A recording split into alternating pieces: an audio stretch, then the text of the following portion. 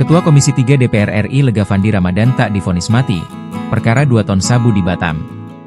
Ketua Komisi 3 DPR RI Habibur Rahman mengaku lega, Fandi Ramadan, anak buah kapal, ABK, Sea Dragon, tidak jadi dihukum mati dalam kasus penyelundupan hampir 2 ton sabu di Batam. Dalam sidang vonis yang digelar di Pengadilan Negeri, PN, Batam, Kamis, 5 Maret 2026, Majelis Hakim menjatuhkan hukuman 5 tahun penjara kepada pemuda 25 tahun itu.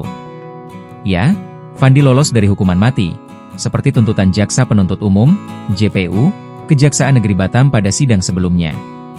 Kami benar-benar lega, upaya kami membantu rakyat kecil mencari keadilan bisa mendapat hasil yang baik, ujar Habibur Rahman melansir Kompas.com, Jumat, 6 Maret 2026. Ia kembali menegaskan, hukuman mati merupakan pidana alternatif terakhir dan harus sangat selektif dalam penerapannya.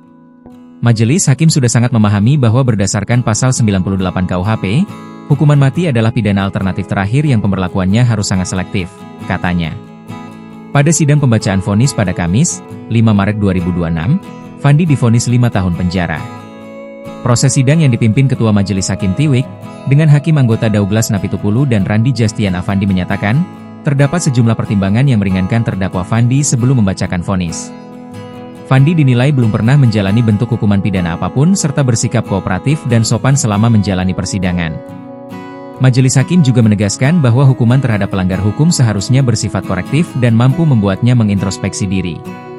Selain itu, Majelis Hakim juga mempertimbangkan KUHP baru terutama Undang-Undang Nomor 1 Tahun 2023 yang menekankan asas keadilan bersifat korektif, restoratif, dan rehabilitatif. KUHP baru juga berfokus pada pemulihan peran pelaku ketika berada di tengah masyarakat setelah menjalani hukuman, ujar Tiwik. Download Tribun X sekarang, menghadirkan lokal menjadi Indonesia.